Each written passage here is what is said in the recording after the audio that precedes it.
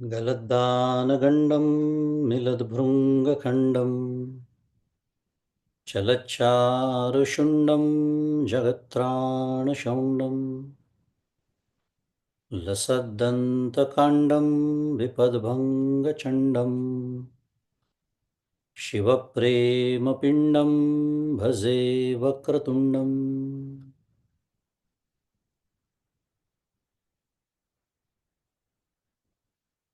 अहं निर्विकल्पो निराकाररूपो विभुर्व्याप्य सर्वत्र सर्वेन्द्रियाणां सदा मे समत्वं न मुक्तिर्न बन्धः चिदानन्दरूप शिवोऽहं शिवोऽहम् चिदानन्दरूप शिवोऽहं शिवोऽहम्। गुरुर्ब्रह्मा गुरुर्विष्णुः गुरुर्देवो महेश्वरः गुरुः साक्षात् परं ब्रह्म तस्मै श्रीगुरवे नमः। ब्रह्मानन्दं परमसुखदं केवलं ज्ञानमूर्तिं द्वन्द्वातीतं गगनसदृशं तत्त्वमस्यादिलक्ष्यम् एकं नित्यं विमलमचलं सर्वधी साक्षिभूतं भावातीतं त्रिगुणरहितं सद्गुरुं तन्नमामि। श्री सद्गुरुनाथ महाराज की जय। जय जय रघुवीर समर्थ। श्री राम जय राम जय जय राम। श्री राम जय राम जय जय राम। श्री राम जय राम जय जय राम। श्री राम जय राम जय जय राम। श्री राम जय राम जय जय राम। श्री राम जय राम जय जय राम।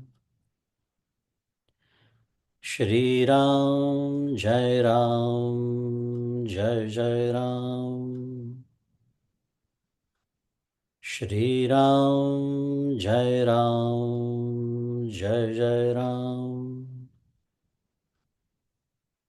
श्री राम जय राम जय जय राम। श्री राम जय राम जय जय राम। श्री राम जय राम जय जय राम। श्री राम जय राम जय जय राम।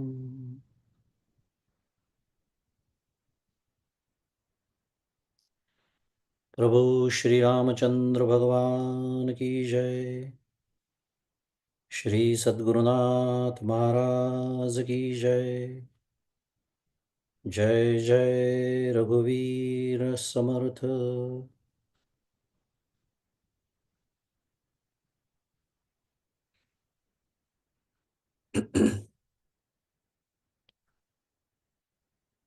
माझे सद्गुरू परमपूज्य डॉक्टर श्रीकृष्ण दत्तात्रय देशमुख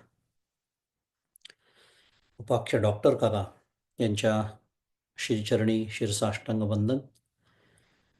परमपूज्य मंदादे गंधे यांच्या चरणी शिरसाष्टांग वंदन। तुम्ही श्रोते जगदीश मूर्ती, तेथे माझी व्युत्पत्ती किती, बुद्धिहीन अल्पमती सलगी करीतो श्रीराम। तुम्हा सर्वांना सप्रेम अभिवादन।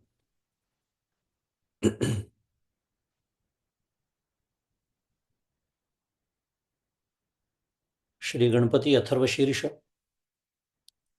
या उपनिषदाच्या चौथ्या मंत्राचं चिंतन आपण करत आहोत. मागील सत्रामध्ये आपण त्वं ब्रह्ममयः आणि त्वं सच्चिदानंदाद्वितीयोऽसि या दोन उपमंत्रांचा म्हणूया विचार केला. त्वं ब्रह्ममयः आणि त्वं सच्चिदानंदाद्वितीयोऽसि. चौथ्या मंत्राचा हा भाग आहे, म्हणून त्याला आपण उपमंत्र असं म्हटलं. श्लोकांचं चरण सातत्याने आपण हे दोन शब्द वापरतो आहोत. त्यातला पहिला उपमंत्र आपण मागच्याला बघितला, त्वं ब्रह्ममयः. बृहमाणः ब्रह्म. बृहमाणः म्हणजे कार्यरूपाने जे विकसनशील आहे ते ब्रह्म. आणि बृहत ब्रह्म अशी दुसरी व्युत्पत्ती आपण त्याची बघितली. बृहत ब्रह्म, ब्रह्म म्हणजे अत्यंत व्यापक. आता अत्यंत व्यापक म्हणजे किती? कारण अत्यंत शब्द आला की पुन्हा त्याला सापेक्षता येते. ती काढण्यासाठी म्हणून त्याला निरपेक्ष व्यापक म्हटलं. सातिशय शब्द आहे कारण अत्यंत. तर अशा या ब्रह्माच्या दोन व्युत्पत्ती आपण मागच्या वेळेला शिकलो.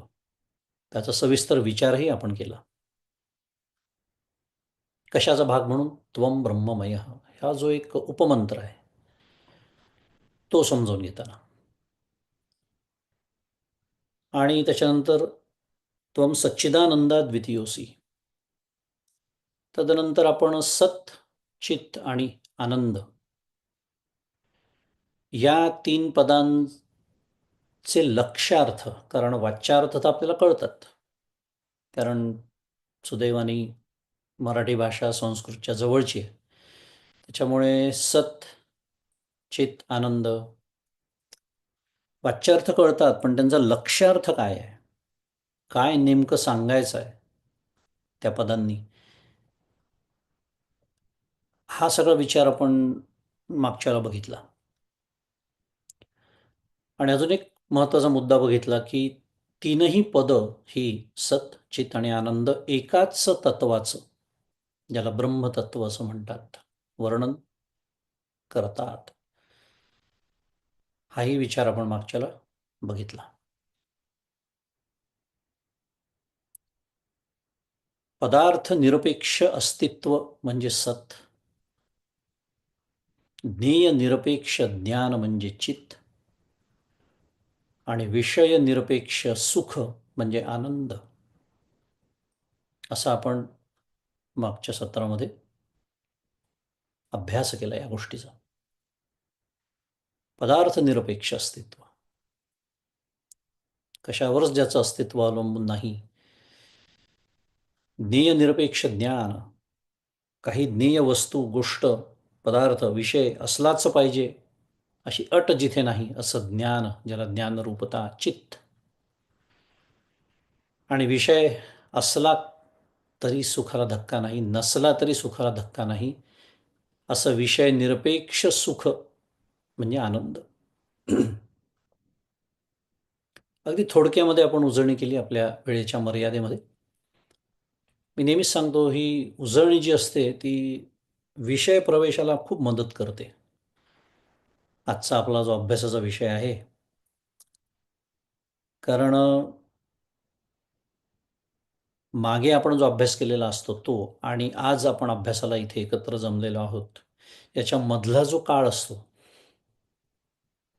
ज्याला संसार असं म्हणतात, प्रपंच असं म्हणतात,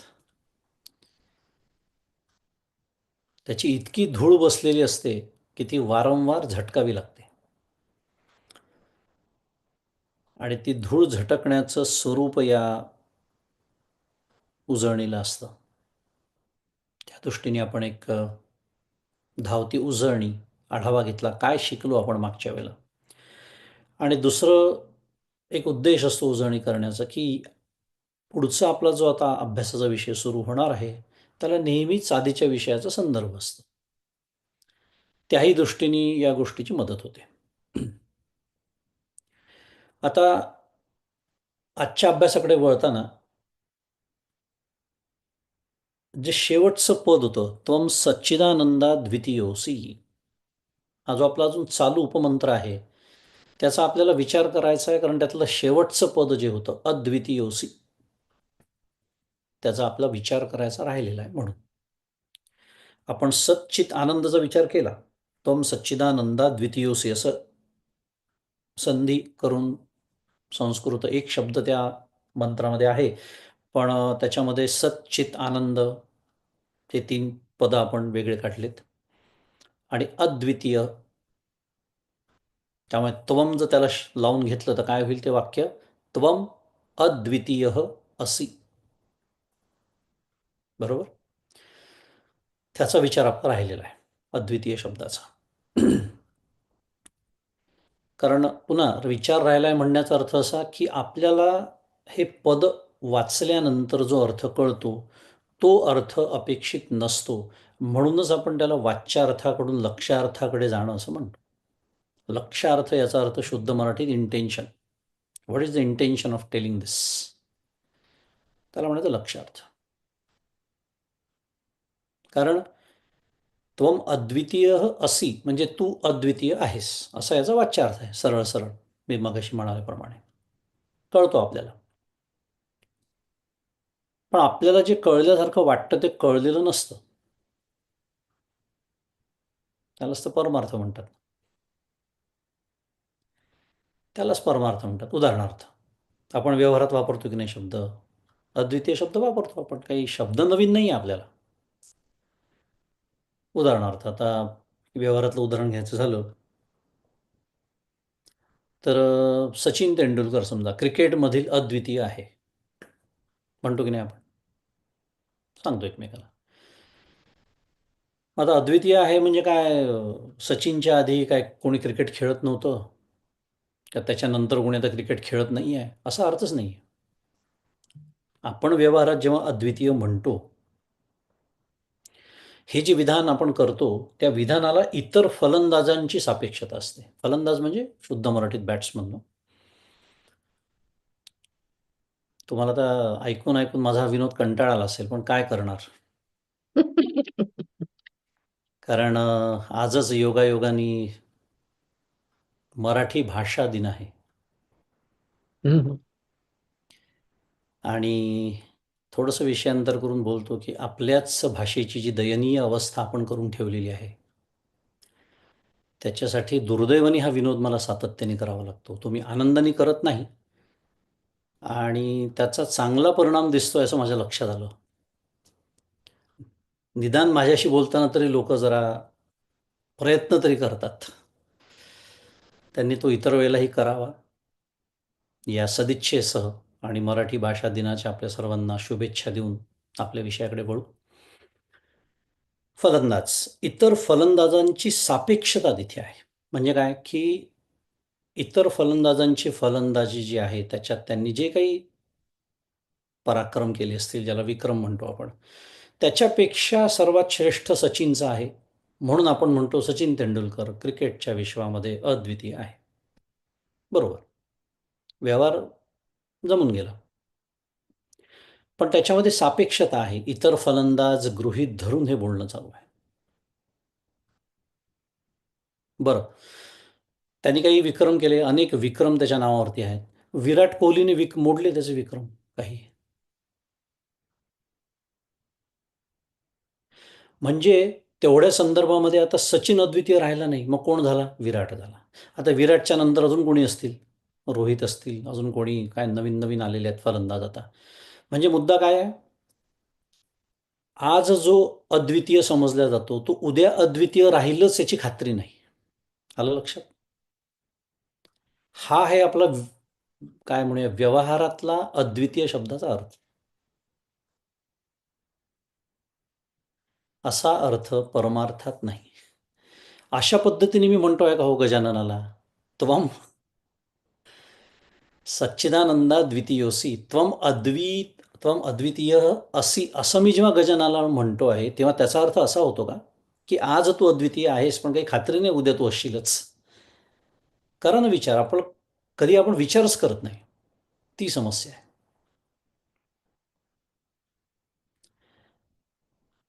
आता परमेश्वर एकमेवा द्वितीय आहे यासंबंधी एक कथा नेहमी सांगण्यात येते. छोटीशी कथा सांगायला वेळ नाही आपल्याकडे, पण त्या कथेचा आशय असा आहे की मनु आणि शतरूपा हे दोघं जण अत्यंत विलक्षण असं संयमित तप करतात. त्यांनी काय होतं, ईश्वर प्रसन्न होतो. वर माग म्हणतात. परमेश्वर प्रसन्न होतो. त्यांना म्हणतो तुम्ही वर मागा, एवढी तपश्चर्या केली आहे, मी प्रसन्न झालेलो आहे.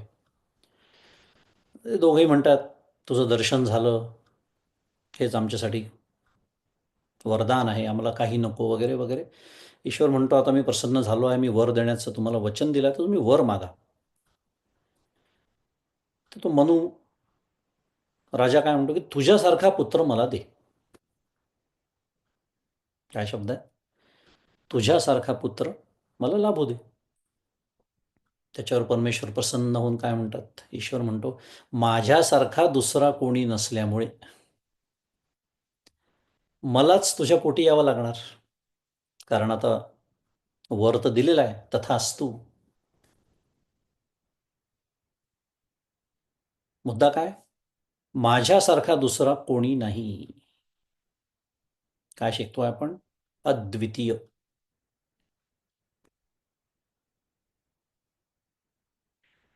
आता या कथेतून आपल्याला हे तर कळलं की त्याच्यासारखं दुसरं कोणी नाही. कळलं आपल्याला. त्याच्यासाठी कथा सांगितली. परंतु या कथेचाच जर आपण संदर्भ घेतला तर आपल्या हेही लक्षात येतं, जर आपण विचारी असू, विवेकी असू काय, तर त्याच्यासारखं दुसरं कोणी नाही मान्य. पण त्याच्यासारखे नसणारे दुसरे दोन मनू आणि शतरूपा या कथेतच आहेत ना, पण आहेत की नाही? त्यामुळे होतं काय की एकमेव द्वितीय हा जो शब्द आहे, खरं इथे अद्वितीय असा शब्द आहे या श्लोकामध्ये, पण त्याला एकमेव द्वितीय असं म्हणतात.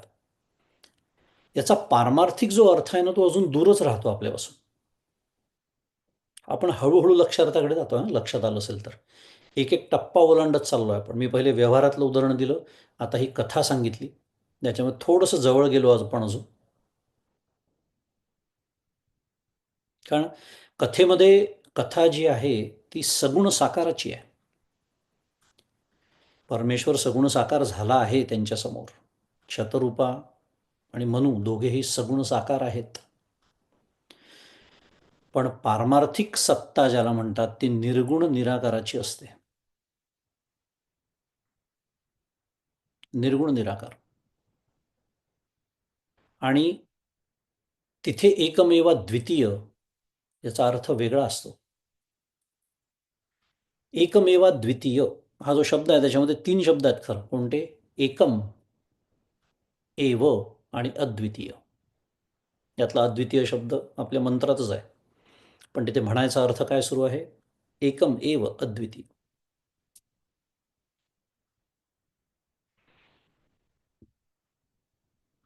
समजा आता आपण आपला विचार केला, आपण फक्त चेतन गोष्टींचा विचार करू, अचेतनाचे करायला हरकत नाही. किती अनंत वस्तू या ब्रह्मांडामध्ये आहेत, करा बरं विचार. या जगामध्ये आपण आपल्या संदर्भाने जर विचार केला तर माझ्यासारखे अजून कोट्यावधी लोक, मनुष्य, मनुष्यतर प्राणी, पक्षी, वनस्पती इत्यादी इत्यादी, हे झाले चेतन. अचेतन, अचेतन तर अनंत पदार्थ आहेत. म्हणजे काय? याला जाती म्हणतात बरं का. आपण म्हणतो ना की मनुष्य जात, कुत्र्यांची एक जात आहे, मांजरींची जात आहे, हत्ती नावाची अजून एक जात आहे, वृक्ष नावाची एक जात आहे. या जाती ज्याला म्हणतो आपण, म्हणजे गट. जाती याचा अर्थ गट. शुद्ध मराठीमध्ये पुन्हा एकदा ग्रुप म्हणतात त्याला. म्हणजे अनेक जाती जिथे असतात त्याच्यामध्ये काय असतो? भेद असतो. माझ्यापासून हे सगळेजण इतके वेगळे आहेत की नाही. माझ्यापासून म्हणजे आपल्या सर्वांपासून आपण जेव्हा विचार करतो. मग त्याला काय म्हणायचं? त्याला म्हणायचं विजातीय. माझ्या जातीतले तर नाही आहे. म्हणजे मनुष्य नावाची एक जात समजा आपण उदाहरण म्हणून घेऊया. आता कुत्रा जर असेल तर तो मनुष्य जातीमध्ये येत नाही. मांजर असेल तर मनुष्य नाही. हत्ती असेल तर नाही. पोपट असेल तर नाही, इत्यादी. म्हणून विजातीय. इतके भेद आपल्या सर्वांमध्ये आहे, कारण इतक्या सगळ्या जाती, इतक्या सगळ्या विविधता या संसारामध्ये आहे. असं ज्याच्या ठिकाणी नाही त्याला म्हणायचं अद्वितीय. द्वितीय म्हणजे दोन, आणि द्वितीय म्हणजे फक्त दोन नव्हे. त्याचा अर्थ दोन किंवा दोनपेक्षा अधिक असा होतो. त्याला द्वैत असं म्हणतात. आणि म्हणून इतक्या सगळ्या जातींचं मी वर्णन केलं. असं ज्याच्या ठिकाणी नाही म्हणून त्याला अशब्द उपपद लावलं, अद्वितीय. तिथे विजातीय भेद नाही. बरं, आपण इतर प्राण्यांची गोष्ट सोडून देऊया. एक मनुष्य जात घेऊया फक्त. आता मनुष्य, कोट्यवधी मनुष्य प्राणी आहेत या पृथ्वीतलावरती. किती भेद आहे हो त्यांच्यामध्ये. आपण एका, बाकी पृथ्वीचा विचार सोडून देऊ, आपण एका कुटुंबात राहणारी 3-4 माणसं समजूया. त्यांच्यातच तर आपापसात किती भेद आहे. त्या भेदांचं वर्णन करण्याची आवश्यकता नाही आहे, कारण तो आपल्या अनुभवाचा विषय आहे. दिसण्यामध्ये भेद आहे, वागण्यामध्ये, स्वभावामध्ये भेद आहे, आवडीनिवडींमध्ये भेद आहे, इत्यादी. म्हणजे काय सांगण्याचा उद्देश काय सुरू आहे? आपण सर्वजण आता काय आहोत? एकाच जातीतले आहोत. मनुष्य जात ज्याला म्हणतात त्यातले आहोत. पण तरीसुद्धा आपल्यामध्ये भेद आहे. हे जे भेद आहे त्याला म्हणतात सजातीय भेद. एकाच जातीतले आहोत आपण, पण तरीही भेद आहेत. असे सजातीय भेद सुद्धा ज्याच्या ठिकाणी नाही त्याला म्हणायचं एव.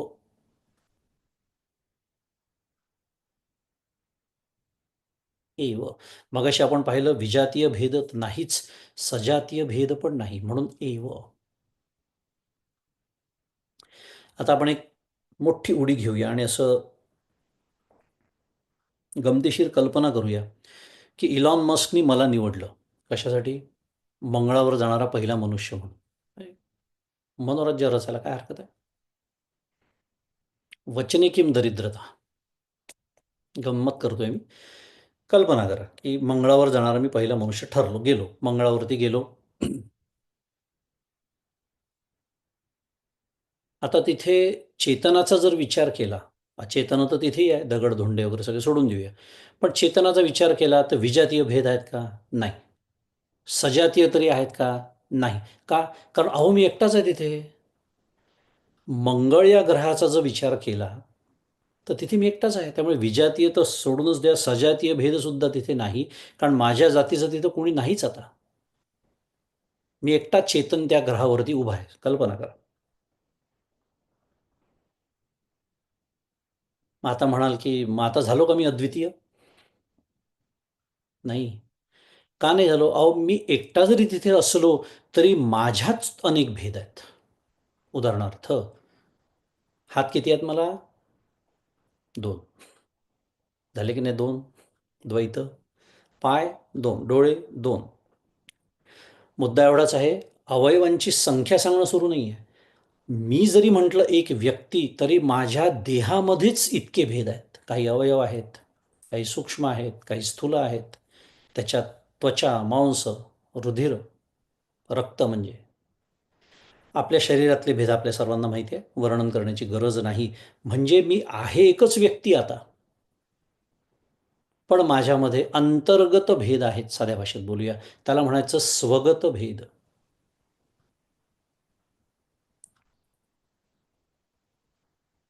आणि हे स्वगत भेद जे आहेत ना, ते किती सूक्ष्म आहे माहिती आहे का? कुठल्याही गोष्टीची सूक्ष्मता कुठे संपते? त्या अणूपर्यंत. सगळ्यात काय? Molecule, atoms. नेहमीच मी बोलतो, आता ॲटम मी फोडलेला आहे, अणूचं विभाजन झालेलं आहे. कितीतरी त्याच्यातून पदार्थ, ज्याला सब ॲटॉमिक पार्टिकल्स म्हणतात, बाहेर आलेले आहेत.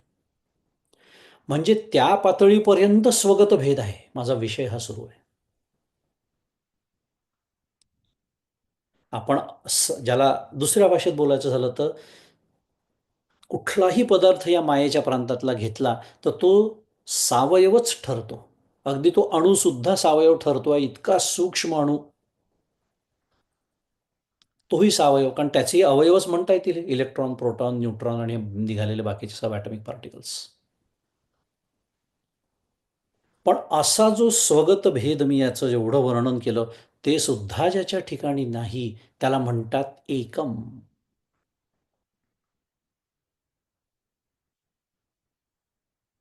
काय झालं? शब्द काय तयार झाला त्याच्यामुळे? एकम एव अद्वितीय. एकमेव अद्वितीय. पुन्हा एकदा, ज्याच्यात स्वगत, सजातीय, विजातीय, भेद रहित अखंडैक रस. सुंदर शब्द आहे, अखंडैक रस. हा अखंडैक रसाचा अर्थ आहे बरं निरवयव. कारण निराकार. आकाशाचं एक सुंदर उदाहरण घेता येतं. आकाश निराकार आहे. मग आकाशाला आहेत का काही अवयव? नाही, असणं शक्यच नाही. निराकार आहे कारण. पण त्याला शब्द नावाचा गुण आहे. पण ते तर निर्गुण आहे. तिथे गुण पण नाही. असं ते अखंडैक रस आहे. स्वगत, सजातीय, विजातीय, भेदरहित अखंडैक रस. त्याला म्हणायचं एकमेवा द्वितीय.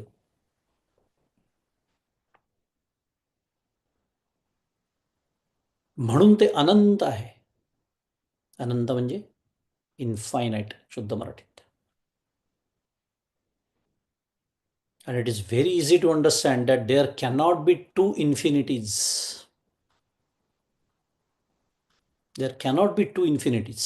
म्हणून एकमेव द्वितीय. And anything other than infinity also. Why? Because anything other than infinity is included in the infinity.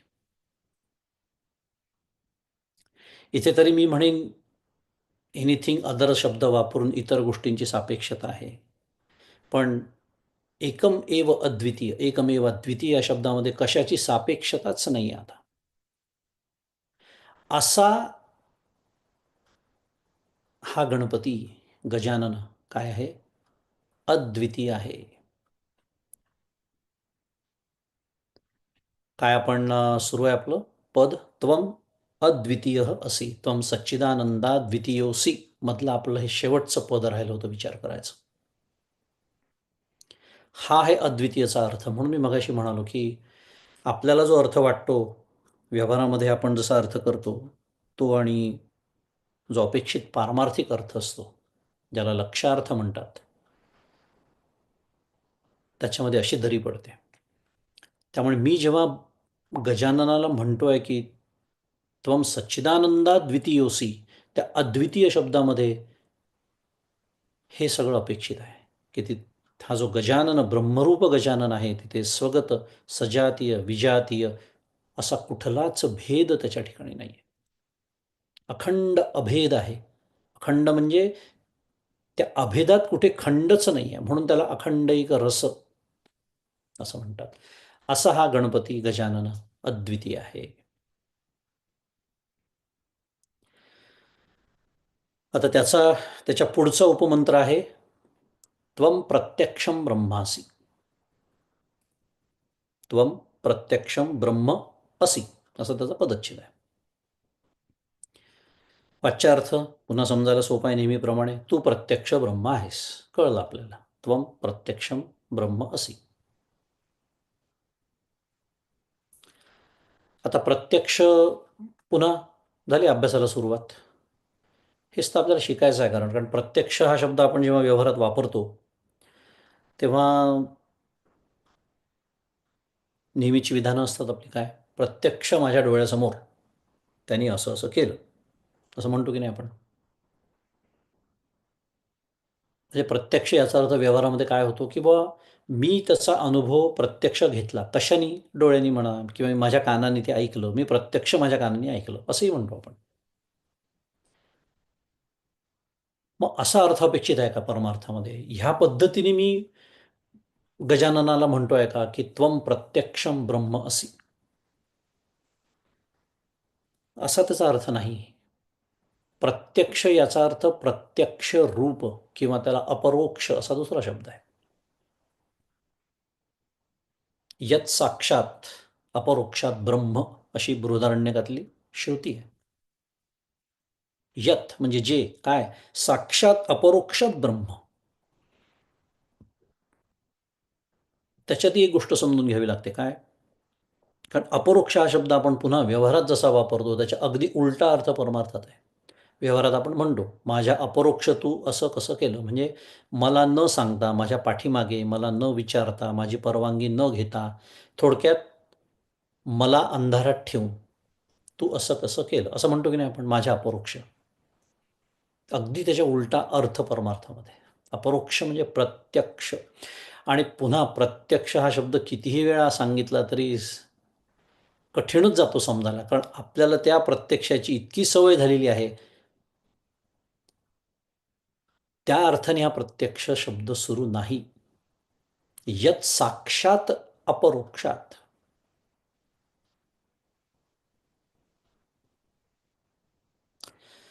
भगवद्गीतेचा 9वा अध्याय.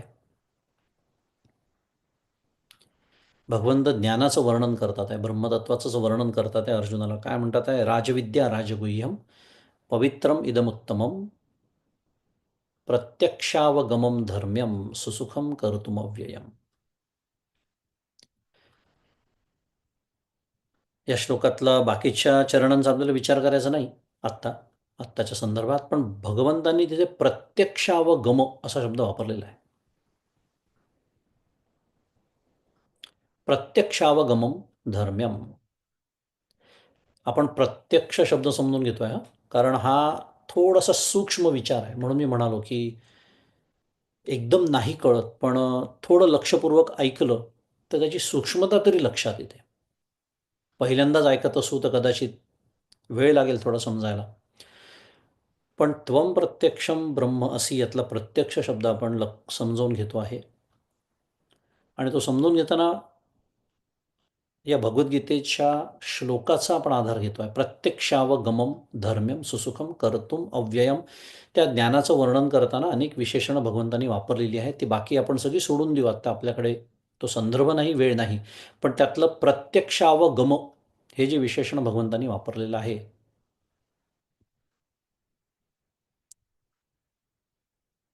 त्याच्यावर भाष्य करताना माऊलींची प्रसिद्ध ओवी आहे, फार सुंदर ओवी आहे. मोटके गुरुमुखे उदयीजत दिसे आणि हृदयी स्वयंबची असे, प्रत्यक्ष फावो लागे तैसे अपैसयाची. माऊली म्हणते या एका जे पद आहे ना, प्रत्यक्षावगम, या एका पदावरती माऊली भाष्य करते. हा, मोटके गुरुमुखे उदयीजत दिसे. कारण याच्या प्रत्यक्ष आपण ज्याला म्हणतो आहोत, प्रत्यक्ष म्हणजे काय, तर त्याचे 3 पैलू आहेत. ते प्रमाणतः प्रत्यक्ष आहे, ते स्वरूपतः प्रत्यक्ष आहे, ते फलतः प्रत्यक्ष आहे. शब्द थोडे कठीण आहे, मला अंदाज आहे, आपण सगळा समजून घेणार आहे त्याचा अर्थ. पण माऊली हे भाष्य कशावर करते हे सांगण्यासाठी मी हे 3 शब्द पहिले सांगितले. या ओवीचा अर्थ जर माहिती नसेल तर तो पहिले थोडक्यात समजून घेऊन पुढे जाऊया. मोटके गुरुमुखे उदयीजत दिसे. मोटके म्हणजे छोटेसे, गुरुमुखे सद्गुरूंच्या मुखातून आलेलं छोटंसं वाक्य. छोटंसं म्हणजे किती छोटं, तत्त्वम असी, तत्त्वमसी इतकं छोटं. त्या ज्ञानाचं वर्णन करतात आहे भगवंत. ते प्रत्यक्ष प्रमाणतः प्रत्यक्ष आहे, कारण आपण 9 प्रमाणांचा कधी या मालिकेत आपल्याला विचार करण्याची संधी नाही मिळाली. दुसऱ्या एका मालिकेत झालेला आहे आपला विचार. 9 प्रमाणं ज्ञान, आपल्याला जे जगामधलं गोष्टींचं सगळ्यात ज्ञान होतं, ते किती पद्धतीने ज्ञान होतं, तर ते 9 पद्धतीने होतं, म्हणून त्याला प्रमाण म्हणतात.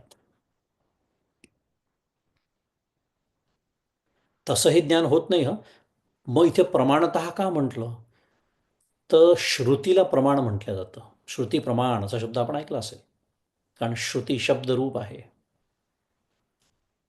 सद्गुरूंच्या मुखातून हे जेव्हा वाक्य येतं तत्त्वमसी, आणि तो सत्शिष्य जर असेल समोर बसलेला, तो जर साधन चतुष्टय संपन्न असेल, तर काना वचनाची भेटी, सरिसाची पै किरीटी, वस्तू होऊन ओठी कवणू एक, जो माऊली म्हणते. प्रत्यक्ष ज्ञानच आहे तिथे, थेट अनुभव घेऊनच तो उठतो. असो, आत्ता आपला संदर्भ सुरू आहे. प्रमाणतः ते प्रत्यक्ष आहे. श्रुती तत्वमसी हे काय आहे? श्रुती वाक्य आहे. आणि श्रुतीला प्रत्यक्ष प्रमाण म्हटलेलं आहे ब्रह्मसूत्रामध्ये सुद्धा. या दृष्टीने ते प्रमाणतः प्रत्यक्ष आहे. पुढे माऊली म्हणते, आणि हृदयी स्वयंबची असे, आपल्या सर्वांच्या हृदयामध्ये प्रत्यक्ष आहे. म्हणजे स्वरूपतः ते प्रत्यक्ष आहे. आपण ज्या तत्वाबद्दल बोलतो आहोत, ब्रह्मनावाचं तत्व, ते काही असं दूर कुठेतरी नाही आहे. देवळात आहे, देवघरात आहे, मूर्तीमध्ये आहे, संतांच्या हृदयात आहे, पण माझ्या हृदयात नाही, असं आहे का ते? नाही. आपल्या सर्वांच्या हृदयामध्ये आहे. आणि हृदयी स्वयंभची असे, स्वयंभ आहे, त्याला म्हणायचं स्वरूपतः प्रत्यक्ष.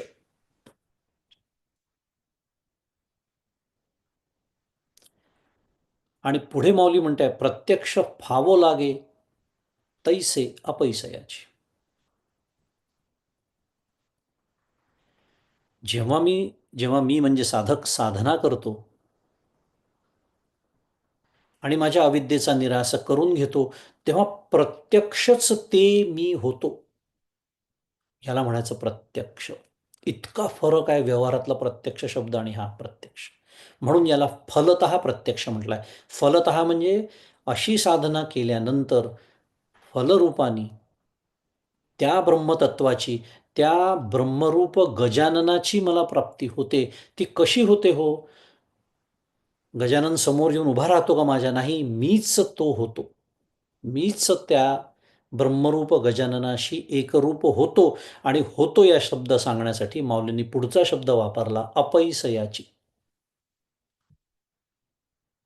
कारण तो करण्याचा प्रांत नाही, तो होण्याचा प्रांत आहे. त्याला वस्तुतंत्र असं म्हणतात. ह्याला म्हणायचं प्रत्यक्ष. मला वाटतं आता बऱ्यापैकी एक अंदाज तरी आला असेल, मी मगाशी असं म्हणालो, त्याच्या सूक्ष्मतेचा तरी अंदाज यावा, की त्वम प्रत्यक्षम ब्रह्म असी, असं मी गजाननाला म्हणतोय, तेव्हा प्रत्यक्ष शब्दामध्ये काय अर्थ अभिप्रेत आहे ते आपण समजून घेतो. प्रत्यक्ष, कारण माझ्या हृदयात ते प्रत्यक्ष आहे, स्वरूपतः प्रत्यक्ष आहे. आणि जेव्हा मला अनुभव येणार आहे, आता ते ही पण बोलण्याची भाषा आहे, पुन्हा तो वेगळा विषय आहे, पण बोलूया आपण आता, म्हणूया असं, की अनुभव जेव्हा मला येणार आहे, तो अनुभव कसा येणार आहे? गजानन मला प्रसन्न होणार आहे, अजून वेगळी भाषा वापरूया, तर कसा प्रसन्न होणार आहे?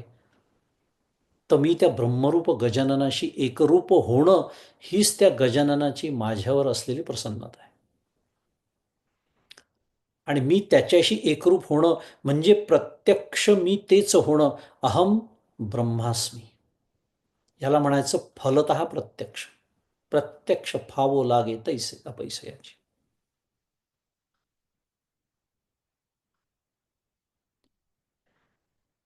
हा आशय त्या प्रत्यक्षावगम या शब्दात आहे, आणि हाच आशय इथे त्वम प्रत्यक्षम ब्रह्म असी शब्दामध्ये आहे. आता प्रत्यक्ष शब्द विचार करून आपला झाला, पण पुढे ब्रह्म जो शब्द आलेला आहे, त्वम प्रत्यक्षम ब्रह्म असी. आता ब्रह्म शब्दाचा अर्थ आपण, ब्रह्मपदाचा शब्दाचा म्हणजे पदाचा आपण विचार चिंतन केलं, मागच्याच सत्रामध्ये केलं. त्वम ब्रह्ममय या उपमंत्राचा विचार करताना ब्रह्म पदाचा बराच विचार करून आपला झाला. पण या मंत्रामध्ये चिंतनाचा विषय हा आहे महत्त्वाचा. आणि हे कधी लक्षात येतं आपल्याला माहिती आहे का? सातत्याने आपण बोलतोय, आपण जेव्हा अभ्यास करतो ना, तेव्हाच या गोष्टी लक्षात येतात. नाहीतर आपण वर्षानुवर्ष सुरूच आहे. काय? अथर्वशीर्ष म्हणतोच आहे की आपण सर्वजण. पण हा विचार कधी केला का आपण? काय, या एकाच मंत्रामध्ये हे ऋषी असं कसं म्हणतात आहे? काय म्हणतात आहे? त्वम ब्रह्ममया म्हटलं की नाही आधी म्हटलं. त्वम चिन्मया, त्वम आनंदमय, त्वम ब्रह्ममय, हा आपण केला की नाही त्या उपमंत्राचा विचार. त्यामुळे या एकाच मंत्रामध्ये अनेक उपमंत्र आहे. त्याच्यामध्ये त्वम ब्रह्ममय हा असं एकदा म्हटल्यानंतर आता पुन्हा त्वम प्रत्यक्षम ब्रह्म असी असं का म्हणतात आहेत? असा केला का विचार कधी आपण? असा प्रश्नच येत नाही आपल्या मनामध्ये ना, असा प्रश्न कुठे उपस्थित करतात कोणी. ठीक आहे, ब्रह्मचा अर्थ, प्रत्यक्षाचा अर्थ ते ठीक आहे. अरे पण एकाच मंत्रात दोन वेळेला? याचा अर्थ असा आहे, एक तर अर्थ आपल्याला निश्चित कळतो याचा काय, की ज्या ऋषींनी हे उपनिषद लिहिलं ज्याचा आपण विचार करणारच आहोत, त्या ऋषींना ह्या दोन वेळेला उल्लेख केला याचा अर्थ वेगळं काहीतरी सांगायचं आहे. अर्थ अगदी साधा आहे. नाही तर दोन वेळेला उल्लेख कशाला करतील? बरं,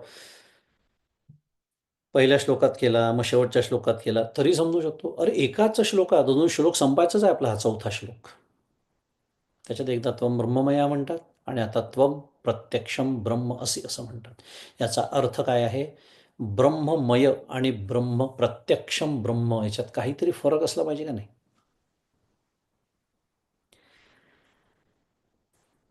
मागच्या सत्रामध्ये तुम्हाला जर स्मरण असेल तर मी असं बोललो होतो की एक विचारांचा धागा मी अर्धवट सोडतोय. I am keeping a loose thread and will pick it up in the next session असं मी बोललो होतो. काय तुम्ही विसरले तरी मला विसरून चालत नाही ना. हाच तो धागा आहे. कारण तेव्हा ब्रह्ममयाचा विचार केला होता, आता त्वम प्रत्यक्षम ब्रह्मासीचा विचार सुरू आहे. मुद्दा हा सुरू आहे तिथे मय शब्द आहे आणि मय याचा अर्थ आपण प्रचुरता असा एक अर्थ बघितला होता. अजून दोन तीन अर्थ बघितले होते. पण कोणताही अर्थ घेतला तरी मय शब्दामध्ये काय आहे विचार केला तर त्रिपुटी आहे. आहे की नाही? कारण मय म्हणजे जसं आता आपण एक काय म्हणूया व्यवहारातलं उदाहरण घेऊ. खूप पाऊस पडला समजा, अतिवृष्टी झाली. आपण काय वाक्य वापरतो की तिथला जो प्रदेश आहे तो जलमय झाला, म्हणतो की नाही? पण जलमय होण्यासाठी जल सोडून दुसरं काहीतरी असलं पाहिजे की नाही? आधी कोरडा प्रदेश होता, मग पाऊस पडला आणि इतकं पाणी साचलं सगळीकडे की सगळी घरं बुडली, सगळं सगळं झालं. म्हणून आपण त्याला म्हणतो जलमय झालं. पण काय जलमय झालं? काहीतरी होतं की नाही? मग ब्रह्ममय म्हणताना काय सांगणं सुरू आहे? कशाचा संदर्भ आहे? जसं त्या पाऊस पडल्यामुळे तो प्रदेश जलमय झाला, इथे त्या प्रदेशाचा जसा संदर्भ आहे तसं ब्रह्ममय म्हणताना संदर्भ कशाचा आहे मग? त्याचं उत्तर आहे मायेचा संदर्भ तिथे आहे. आणि म्हणून ब्रह्ममय असं म्हणताना ईश्वर रूप गजाननाचं वर्णन तिथे सुरू आहे. म्हणून आपण त्याला मी मागच्याला जेव्हा म्हटलं होतं की हा धागा मी अर्धवट सोडतोय, तेव्हा सगुण ब्रह्म किंवा कार्य ब्रह्म असे शब्द वापरले होते. माया कार्य आहे ना, हे संपूर्ण जगत माया कार्य आहे. मायेचा संदर्भ घेतला, माया विशिष्ट साभास चेतन ही व्याख्या आहे ईश्वर शब्दाची. माया विशिष्ट तो झाला, ती सापेक्षता आली आणि ती सापेक्षता गृहीत धरून त्याचप्रमाणे आधीचा श्लोक काय होता आपला तिसरा श्लोक, त्याच्यामध्ये काय आपण शिकलो? अववक्तारम अवधातारम अवधातारम वगैरे वगैरे. शेवटी सर्वतो माम पाही पाही समंतात असं म्हटलं की नाही आपण गजाननाला? म्हणजे काय? पूर्वेकडून रक्षण कर, पश्चिमेकडून कर, सगळ्या चारी दिशा अवचोर्ध्वातात अवाधरातात आणि मग सर्वतो माम पाही पाही समंतात. हे सगळं वर्णन, ही सगळी प्रार्थना शब्द वापरला आपण त्याला गजाननाकडे करताना. कशाची सापेक्षता होती? अहो या जगताची सापेक्षता होती, म्हणजेच मायेची सापेक्षता होती. कारण पूर्वेला पश्चिमेला माझ वरती खाली, हे जे वरती खाली ही सापेक्षता आहे ना, माझ्या सापेक्षतेने मी बोलतोय वरती खाली, पूर्वेकडे पश्चिमेकडे दक्षिणेकडे उत्तरेकडे, आणि मग शेवटी म्हणताय सर्वतो माम पाही पाहीसं म्हणतात. कारण आपण तेव्हाच विचार केला होता की जो सर्वत्र असतो तोच सर्व बाजूने रक्षण करू शकतो.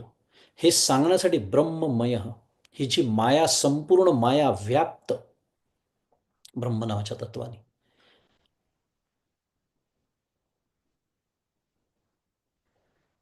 म्हणजे ईश्वराचं वर्णन तिथे सुरू आहे, ज्याला शास्त्रीय भाषेमध्ये तटस्थ लक्षण म्हणतात.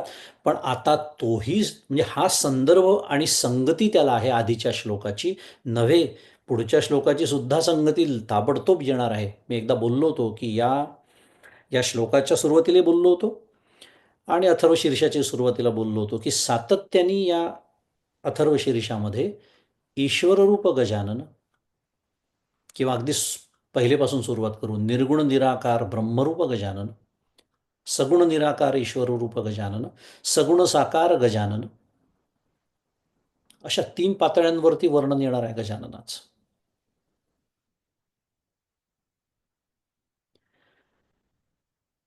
त्यामुळे हा आधीच्या श्लोकाचा संदर्भ तिथे आहे. ईश्वररूप गजाननाचं वर्णन सुरू आहे. म्हणून त्वम ब्रह्ममय हा म्हटलं, आणि पुढे आता याच श्लोकात या उपमंत्रामध्ये म्हणतात आहे, आता तोही संदर्भ काढून टाकतात आहे. आता सर्व प्रकारची सापेक्षता काढून म्हणतात आहे, त्वम प्रत्यक्षम ब्रह्म असि. आता मायेचा सुद्धा संदर्भ तिथे नाही. आणि म्हणून एका मंत्रामध्ये 2 वेळेला उल्लेख आलेला आहे, त्वम ब्रह्ममय आणि त्वम प्रत्यक्षम ब्रह्म असे.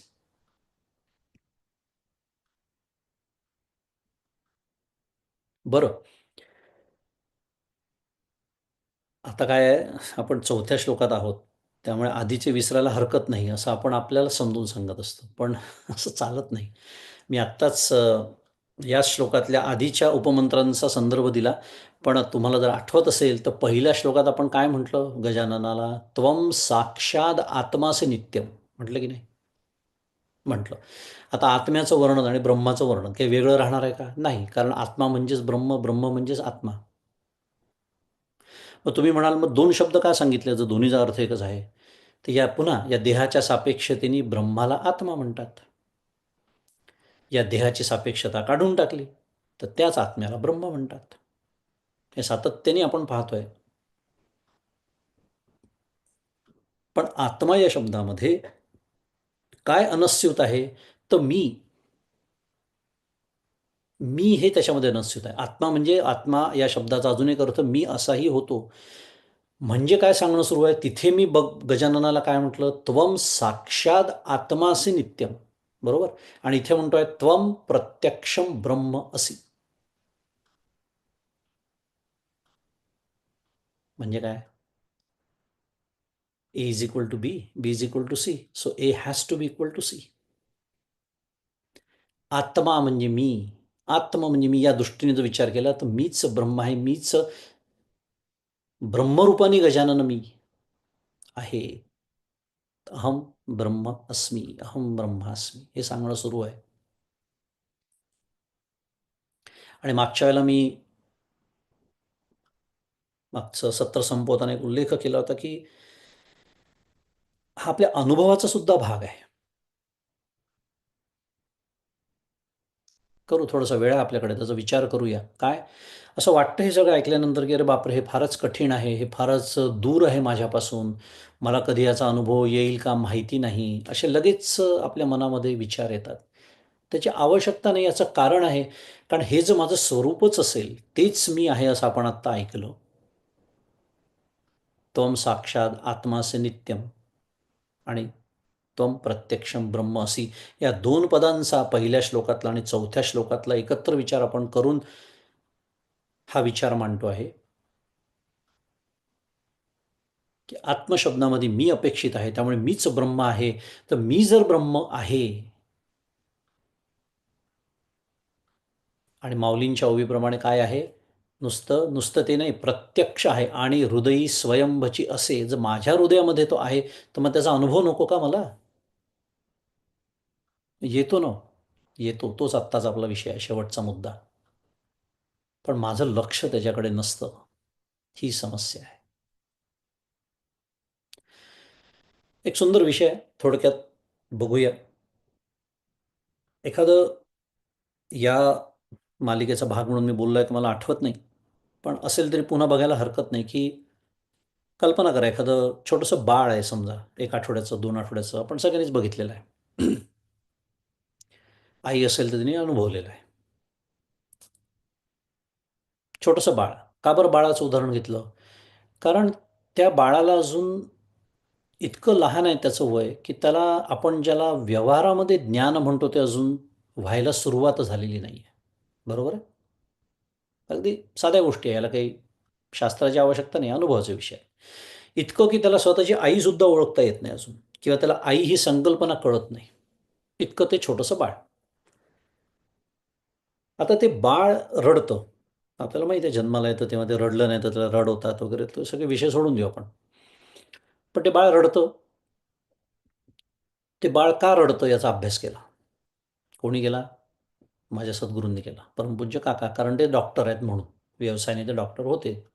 नंतर त्यांनी सगळं आपलं जीवन वेदांत प्रचार प्रसाराला वाहून दिलं. पण त्याच्या आधी ते व्यवसायाने डॉक्टर होते म्हणून तर आम्ही त्यांना प्रेमाने डॉक्टर काका म्हणतो. ते म्हणाले, "मी अभ्यास केला. बाळ का रडतं?" कारण त्यांच्याच भाषेत सांगतो, त्यांच्या अध्यक्षतेखाली हजारो बाळं जन्माला आली. डिलिव्हरीज म्हणतो आपण त्याला शुद्ध मराठीत. तर ते म्हणाले त्यांच्या लक्षात आलं, की 3 कारणांनी बाळ रडतं. का? एक म्हणजे त्याला भूक लागली की रडतं. स्वाभाविक आहे. तुम्ही म्हणाल त्यात नो ब्रेनर असं आपल्याला वाटतं, पण इट इज अ ब्रेनर. कारण त्याचा विचार करत नाही आपण. ठीक आहे, भूक लागली की रडतं. दुसरं असा काही अंधार-बिंधार झाला, काही चाहूल लागेनासे झाली, आईचा स्पर्श जाणवेनासा झाला की ते रडतं. आणि तिसरं कारण म्हणजे कुठे त्याच्या सुखाला बाधा आली, म्हणजे काय दुपटं ओलं झालं. एकेकाळी व्हायचं म्हणजे आजकाल ते डायपर प्रकरण आहे, तो भाग सोडून देऊ. पण पूर्वीच्या काळाचे आपण आठवू शकतो ते दोरीला बांधलेलं ते मुलाला त्या पाळण्यात ठेवायचे. त्या ती दोरी इतकी भयानक असायची की त्याचे ते सगळे टोचायचे ते. दोरखंडच असायचा कारण तो. थंडी वाजायला लागली. थोडक्यामध्ये त्याच्या सुखाला कुठेही बाधा आली. कारण त्याला हे व्यक्त तर करता येत नाहीये. त्याला शब्द त्याच्याजवळ नाही आहेत अजून. पण त्याला ते एवढ्या लहान वयामध्ये नको असतं. काय? जे त्याच्या सुखाला बाधा आणतंय. मग ते ओलं झालेलं दुपटं असो, की अजून काही एखादी गोष्ट त्याला टोचत असो, का अजून थंडी वाजत असो, जे काय असेल ते. या 3 कारणांनी ते बाळ रडतं. याचा अर्थ काय आहे? त्या छोट्याशा बाळाकडे सुद्धा 3 प्रवृत्ती आहेत. बरोबर? म्हणून आपण छोट्या बाळाचं उदाहरण घेतलं. छोटं बाळ म्हणजे पुन्हा 2 आठवडे, 3 आठवडे. पण इतक्या छोट्या त्या बाळाकडे सुद्धा 3 मूलभूत प्रवृत्ती आहे. We are going back to the basics, fundamentals. कारण ह्या 3 प्रवृत्ती किती मूलभूत आहे हे सांगण्याचा उद्देश आहे. कोणत्या 3 प्रवृत्ती आहेत मग याला म्हणायचं अस्ति, भाती आणि प्रिय. भूक लागली की रडतं याचा अर्थ मी असलो पाहिजे, मी टिकलो पाहिजे, ही मूलभूत प्रवृत्ती त्या बाळाच्या ठिकाणी आहे. अस्ति. चाहूल लागेनाशी झाली की ते रडतं. म्हणजे त्या एवढ्या लहान वयात सुद्धा त्याचे डोळे पाहिले असेल तुम्ही बाळाचे भिरभिर भिरभिर आपण म्हणतो नजर स्थिरावली नाही असं म्हणतो बाळाची. पण ते वेध घेण्याचा प्रयत्न करत असतं त्याच्या त्या पंच ज्ञानेंद्रियातून, ज्याचा अजून पूर्ण विकासही व्हायचा आहे. पण तरीही ज्ञान ग्रहण करण्याची जी प्रवृत्ती आहे, भाती, त्याला म्हणायचं भाती. आणि सुखाला धक्का, त्याला म्हणायचं प्रिय.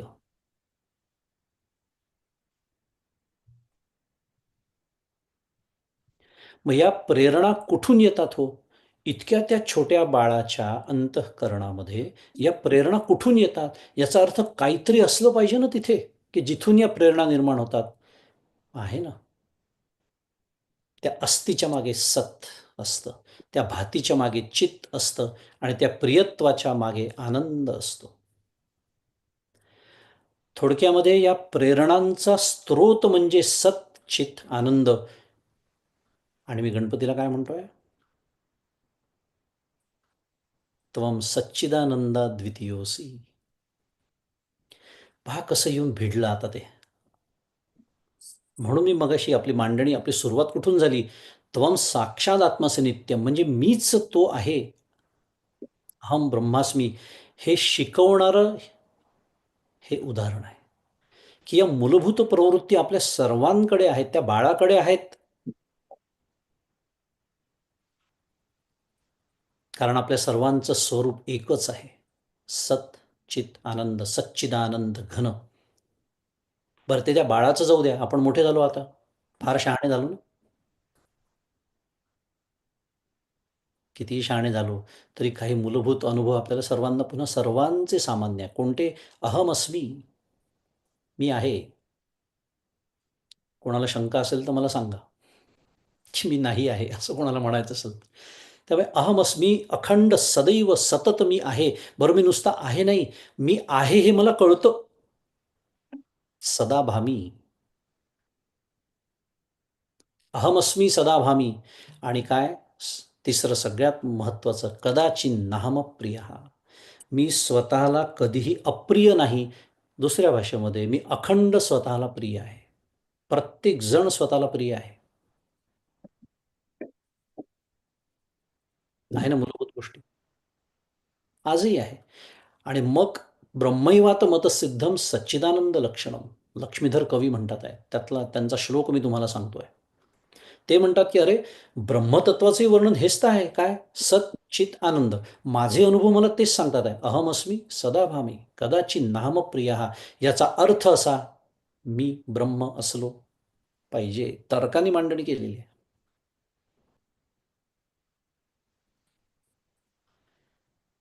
याला म्हणायचं आत्मासी नित्यम आणि त्वम प्रत्यक्षम ब्रह्म असी.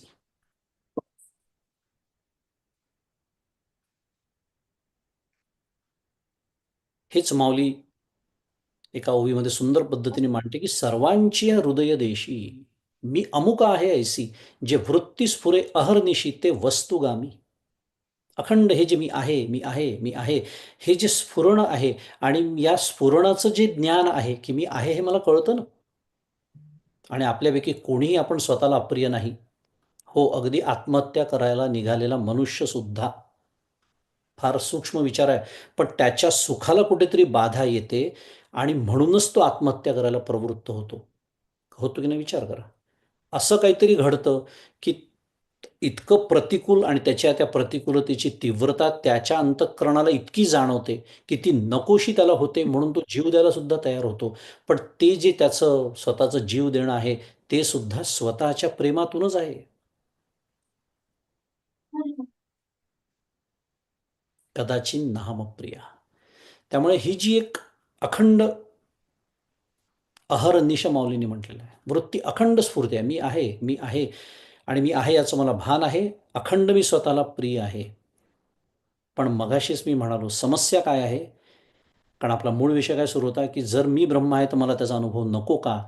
तो विषय सुरू होता. आणि हे याच्यातनं आपण सिद्ध केलं, की हो, त्याचा अनुभव मला रोज नाही, प्रतिक्षणी आहे, अहर्निश आहे. पण माझं लक्ष तिकडे नाही. माझं लक्ष कुठे असतं? मी या प्रेरणांच्या मागे धावतो, अस्ति, भाती आणि प्रियच्या. अखंड 24 तास, सकाळी उठल्यापासून रात्री झोपेपर्यंत मी या प्रेरणांच्याच मागे धावत असतो. त्यामुळे या प्रेरणांचा जो स्रोत आहे, जिथून या प्रेरणा उत्पन्न होतात, ज्याला आपण सच्चित आणि आनंद म्हणालो, ज्याला इथे ब्रह्म असं म्हटलेलं आहे, ज्याला आत्मा असं म्हणतात, इत्यादी अनेक नावं त्याला आहेत, ते माझं स्वरूप आहे. आणि या स्वरूपाकडे वळणं, त्या प्रेरणांच्या पाठीमागे न लागणं, ह्यालाच अंतर्मुख होणं असं म्हणतात. आणि अंतर्निष्ठ तितुके तरले, समर्थ निवाळा देऊन टाकतात, आणि अंतर्भ्रष्ट तितुके बुडाले.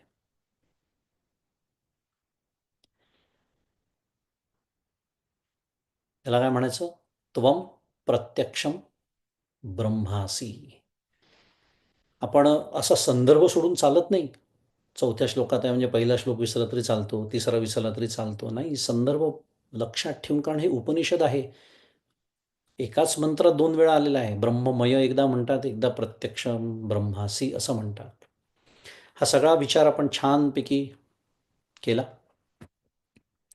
मला वाटतं 2 उपमंत्र, त्वं ज्ञानमयो विज्ञानमयोसी, एवढे आपले या मंत्राचे राहिलेले आहेत. त्याचा विचार आपण पुढच्या सत्रात करू. पण आज थोडा सूक्ष्म विचार होता. पण मला असं वाटतं की समजायला मदत झाली असेल आणि एक छान प्रेरणा त्याच्यातून निर्माण होते की आपला अभ्यास करण्याची आपल्याच या मूलभूत प्रेरणा आहेत. दुसऱ्यांचे अभ्यास बंद केले की आपल्या अभ्यासाला आपल्याला वेळ आणि फुरसत मिळते. एवढं बोलतो आणि आजचं चिंतन सद्गुरूंच्या चरणी अर्पण करतो. श्री सद्गुरुनाथ महाराज की जय. जय जय रघुवीर समर्थ.